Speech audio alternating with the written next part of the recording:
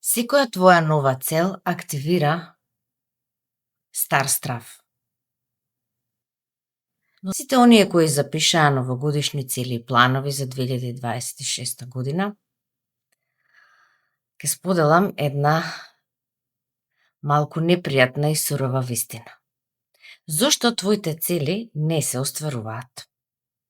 Всушност, еден дел од тебе, дел од твојата личност, буквално не сака тоа да се оствари.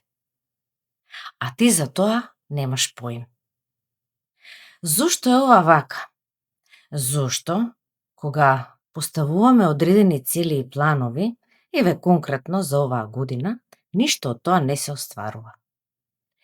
Не се остварува од повеќе причини.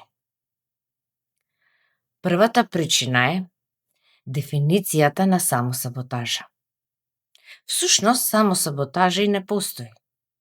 Тоа е еден вид заштитен механизам. Твојата личност фактички се штити од промена.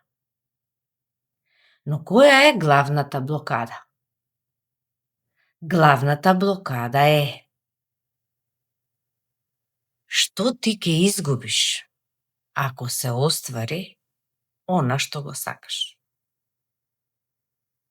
Фокусот на луѓето и умот како е еволуиран, на кој начин е фактички еволуиран нашиот ум, води кон само едно нешто. Да се превенира негативна околност, да се одржи во живот и да се заштити од непријатни идни случувања. Односно, секој губиток нашиот ум го регистрира како нешто негативно, без разлика што ќе добиеш ти со остварувањето на целта. Но со прости зборови, зошто не се остварува она што го сакаме? Е фактички моментот на помисла што ќе изгубиме ако ни се оствари она што го сакаме. И еве еден прост пример, можеби и два ќе наведам. Например, сакаме да изгубиме, 5 килограми. И што се случува? Самата помисла низ што треба да поминеме, ние точно сакаме да изгубиме, потребно е ради нашето здравје и се тоа на што ние реално го знаеме. Просто мислам дека сите оние што одат на диета не сваќаат дека всушност позадината, односно што крие подсвеста, е многу поголема од таа една желба јас да ослабам или да се подобри моето здравје. Што треба да се загуби е многу поголем влог отколку она што сакаме да се оствари, бидејќи она што сакаме да се оствари е непозната територија. Некој е непознато утре, некој е непознато утре за кое што ние реално не знаеме како ќе се чувствуваме и што ќе биде со нас. Но да видиме како самосаботажата, всушност тоа е некој, да речем горе-доле погрешен термин, тоа е еден вид заштитен механизам. И еве како тој функционира. Сакам да ослабам 5 килограми, но што тоа всушност во превод значи. И можеме да наведеме неколку главни причини. Тоа е. Што затворам со храната? Зашто ја користам храната?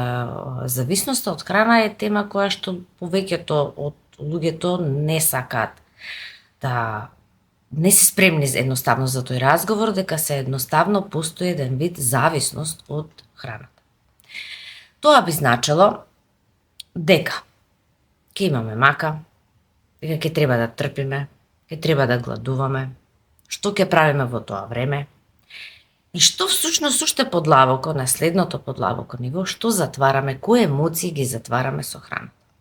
Затоа не случајно ние работиме на умот, на нашите мисли, на нашите емоции, за да видиме ние што затвораме од проблемот кој што сакаме да го промениме и целта што сакаме да оствариме, ја ставаме на еден пиедестал, фактички, како нешто желба, вибрација на желба се знае дека не се остварува. Сепак ние мора да спуштиме вибрацијата на желба на нешто, да не биде толкова дискрапанцата, него на нешто нормално. Па затоа да кажеме како се спушта желба, не морам да ослабам 5 кг, доволно е 1 кг. И кои промени треба да ги направам. Кога човек ќе се преиспита кои промени треба да ги направи, всушност тука лежи клучот. И повторно да се навратам на моментот на храната. Кога ќе видиме кои скриени бенефити ни ги носи храната, ќе сватиме колку работи затвараме со храната. Не мора да значи во ситуацијава одбрав проблем храна, може да биде некој сака да престане со пушење, некој сака да престане има зависност од било што, може да е шопинг, може да е, менување партнери, може да е било што, неверства и така натаму. Значи, било која зависност затвара, одреден проблем. И сега да видиме што се крие во позадината. Што затвараме ние, кои се тие скриени бенефити кои што ние ќе ги изгубиме доколку почнеме со некоја диета. Првото прашање. Кои емоции ги чувствувам? Што се случува? Што затварам за да се смирам, преку овој механизам на храна?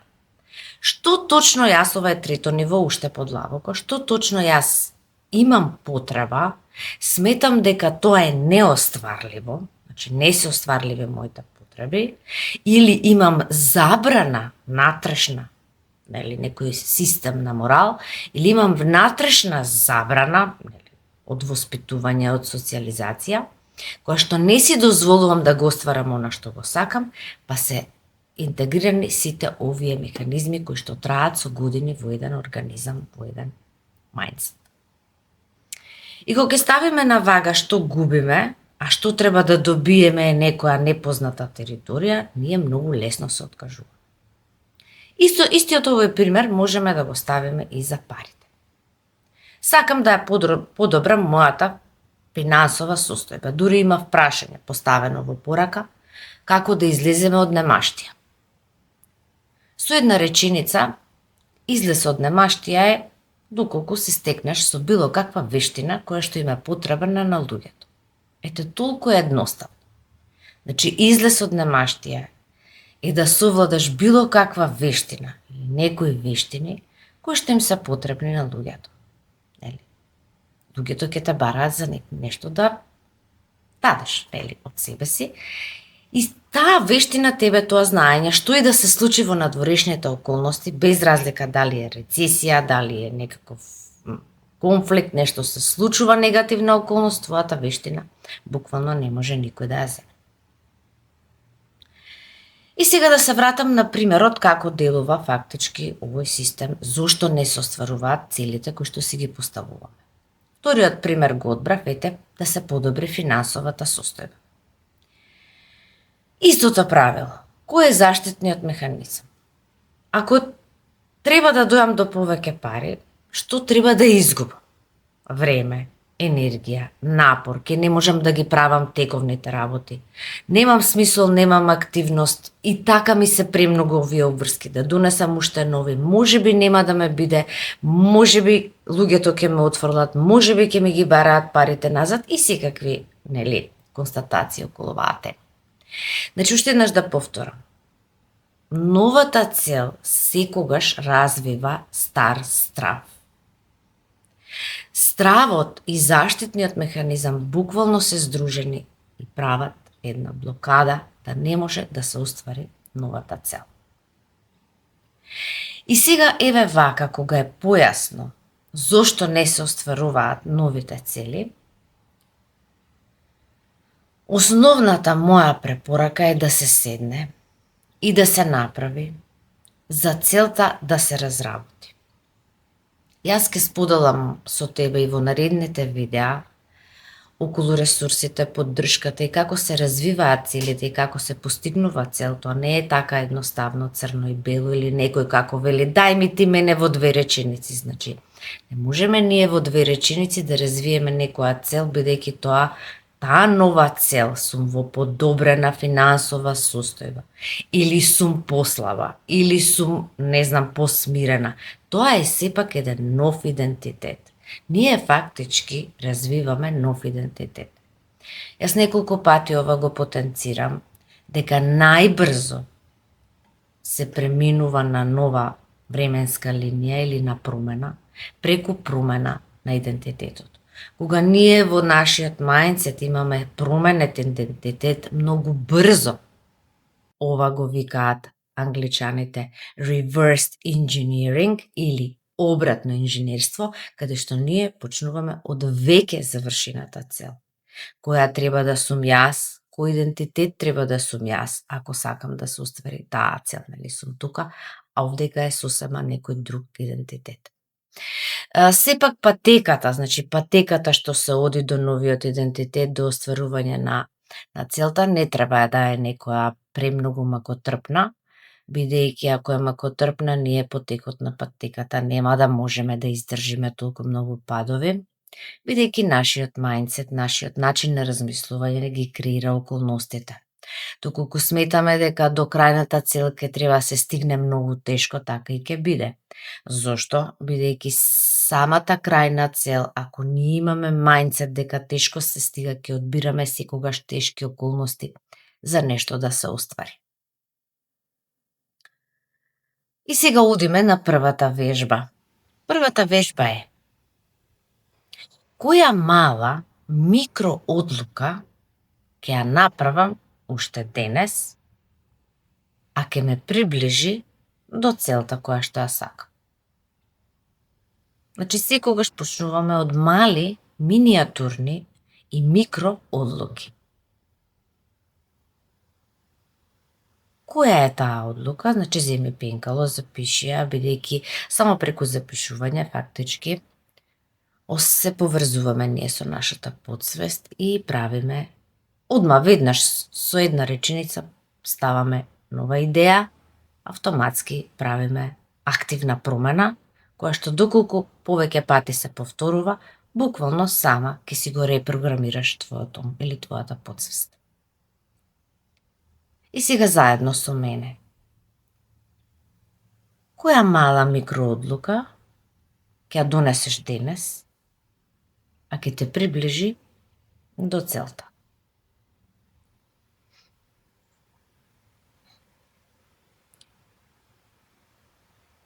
И вториот процес, кој што уште поважен од овој прв, што нема повеќе да правиш? Што повеќе нема да правиш во 2026 година?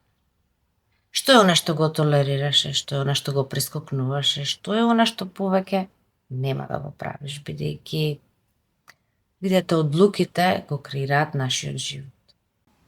Буквално, одлуките те носат или на нова временска линија, или остануваш на истата каде што си.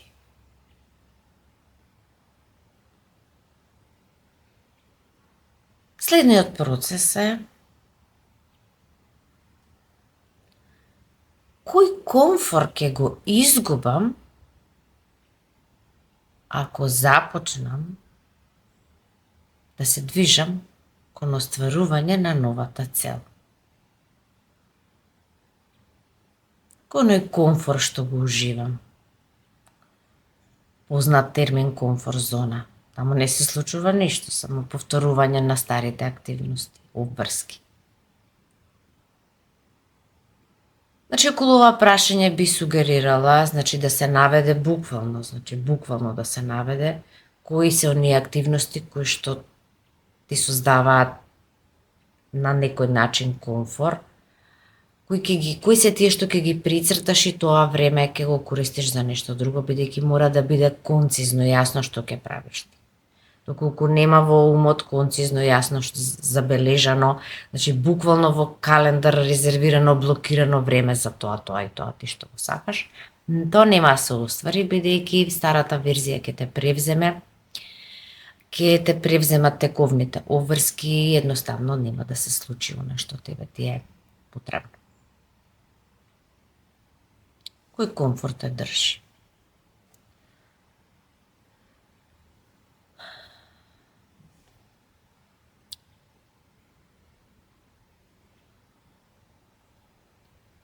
Следниот процес е одговори на ова прашање. Која цена ја плаќаш да останеш кај што си.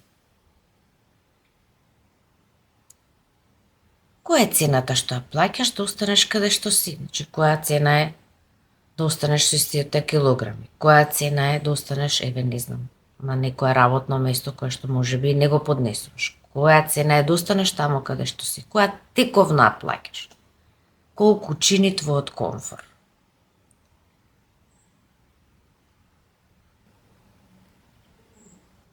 Останување таму каде што сме чини навистина многу, зашто? Бидејќи ние на нашата ДНК сме кодирани за еволуција, значи буквално постои код, биолошки код, каде што ние едноставно до крајот на животот сме веќе кодирани да еволуираме. Значи, постојано да има промени, постојано нешто да се случува. Тој комфор, комфор зона или така наречен, можеби е груб терминот затвор, буквално не чини многу скапо, бидејќи го оневозможува нашиот напредок. Секако последиците од комфор зоната се огромни. Луѓето поради отсуство на еволуција и напредок често назадуваат. Значи, за жал, секогаш се едно од овие две. Или човек ќе напредува, еволуира, да речеме ментално, свесно, ќе се труди да се унапредува, или веднаш автоматски, чим нема нови информации, нема нови вештини, нема ново справување, бидејќи животот се движи, луѓето се движат, се менува. Тоа е единствената константа, дека се менува, а ние едноставно, ако не се одлучиме за еволуција, регресираме и тоа секако тука настанува дееволуција или деградација, регресија, враќање на нас. И одиме сега на следната вежба, или следниот дел од видеово, а тоа е точна диагноза на блокадата што ја имаш.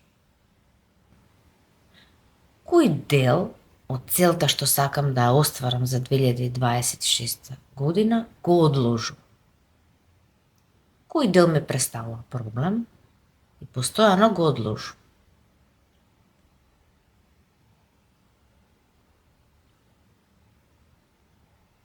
Кога ќе започнам да се движам кон новата цел, во кој момент мојот ентузијазам паѓа?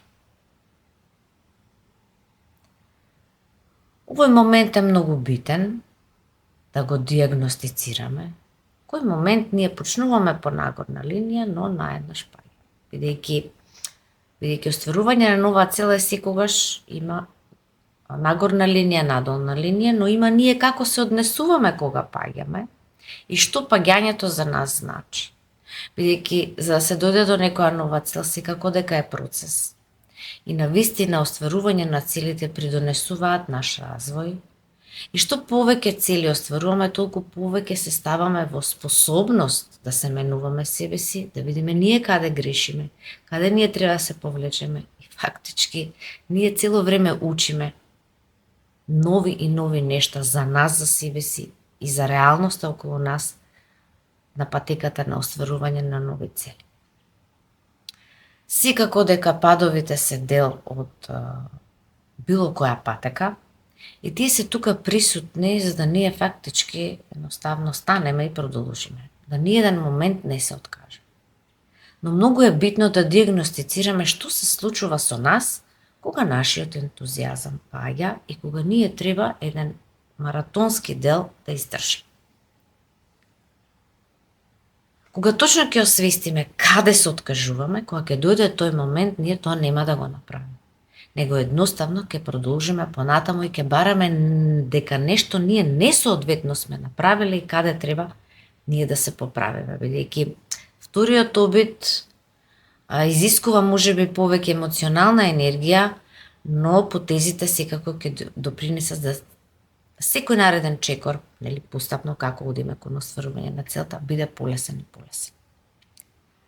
Ќе се појави доказ дека ние негде на средина на патеката дека е лесно остварлива целта. И затоа ние ќе добиеме на ентузијазам и тука ќе ги премустиме сите тие падови додека да дојдеме до новата цел. Битен е овој момент на пад, бидејќи точно има што се прави кога ние сме во пораз. Значи, прво елиминираме терминот пораз и го трансформираме терминот пораз во привремен пораз или нема пораз, него само несоодветна акција. Значи, ние нешто несоодветно сме направиле за да не доведе до ентузијазмот да ни падне, односно фидбек од реалноста. Често се случува да и реалноста ни дава одредени видови на тестови, дали ќе напуштиме ние старата временска линија и сме спремни да се поставиме на новата временска линија, односно на промената. И секако овие тестови, секој од нас треба да ги свати дека се добре дојдени, иако имаат негативна конотација, но едно ќе ти кажам. Ако останеш во комфорт зона и прифатиш се како се одвива судбински, да речам судбински или тековно, не тежнеш кон промена, тестови нема да има. Едноставно нема да има можност да дојдеш до пораз, нема да има можност да напредуваш, бидејќи секогаш ќе останеш во твојата сигурна зона, што и некогаш па и е нормален избор, но за сите оние кои што сакаат да променат нешто во својот живот, само треба да сватат сето ова што ги очекува. Процесот носи и добри работи, бидејќи сите мали успеси и сите мали чекори кон приближување на целта ќе произведат природен допамин во нашето тело. Многумина од вас можеби забележувате дека се зависни од социјалните мрежи и од платформите, бидејќи самите платформи произведуваат синтетички допамин. Затоа ние постојано имаме дојам дека сме како приврзани кон телефонот и буквално луѓето не знаат што да прават кога се самите со себе, бидејќи никој пат не работеле на себе си и не се свртеле кон себе си што навистина чувствуваат, него едноставно бараат ефтина забава или ефтин допамин. Допаминот треба да биде природно произведен во нашето тело, од нашите успеси, од нашите позитивни промени, од нешто ние макар и мало што сме го постигнале. Сигурно повеќето од вас се чувствуваат убаво кога ќе засадат цвеќе, или едноставно кога ќе го средат дворот, или просто кога ќе направат некој убаво јаде. Значи, овој природен допамин, ние сме едноставно гладни за тој природен допамин. Нешто да ни се случува во животот, што ќе не одведе онаму каде што ние сакаме. Бонус вежба. Која приказна си ја кажувам и која личност мислам дека сум јас? Ова би требало да е еден вид на вежба каде што ти ќе раскинеш стар договор со себе си. Едноставно на патот на остварување на твоето ново јас е прекинување на вртење на една иста приказна која си ти. Всушност, освестување на нашиот внатрешен диалог. Кој диалог ние си го водиме во себе си, тоа е еден многу суптилен момент, кој што мислам дека само оние кои што работат на себе можат да го слушнат. Кога работиш на себе, ќе го освестиш овој внатрешен критичар кој е на вистина на моменти многу груб. Нашиот внатрешен критичар фактички го води нашиот живот. Ние сме направиле некои заштитни механизми и некои стари договори кои сме ние. Па се тоа постојано го повторуваме. Најчесто како звучи овој внатрешен диалог со кој што ние треба да прекинеме, односно да го раскинеме договорот со нашиот внатрешен критичар и на некој начин да го намалиме неговото влијание. Најчесто се ова реченици од типот: да, само мене ме чекаат, јас не сум доволно добра, мене не ме бива, сега не е време за тоа, јас сум многу млада или јас сум стара, сега е доцна, Се тоа се изговори колку ти да останеш во комфорт зоната.